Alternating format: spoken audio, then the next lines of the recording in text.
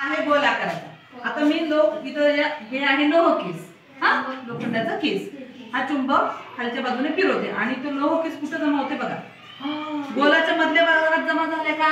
नाही। मग गोलाच्या कडेने। याचा अर्थ असा आहे की हे गोल चुंबक जे असते त्याची चुंबकीय बल जे आहे ते कडेने जास्त असते, त्याच्यामुळे त्याच्या साइडने चुंबकाचा लोखंडाचा केस चिटकतो, मध्ये नाही। आता आपण हे आयताकृती बघूया, पट्टी चुंबक बघूया। हा पट्टी चुंबकाच्या कोण्या साइडला चिटकते? माधवी तू सांग मला निरीक्षण करून।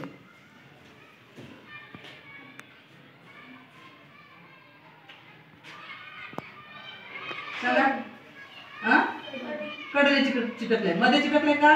नाही। बघा चित्र दिसतंय एका टोकाला, हा एक तर दोन टोकाला मध्ये कमी चिटकलेलं आहे।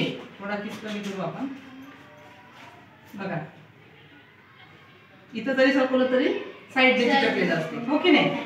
थोडं हे जवळ घ्या, हे बघा पट्टी चुंबकाच्या एका कडेला लोहकेस चिटकलाय, म्हणजे पट्टी चुंबकाच्या ह्या दोन बाजूला चुंबकीय बल जास्त असते, मधल्या बाजूला कमी असते। आता आपण हा घेऊया, हा बघा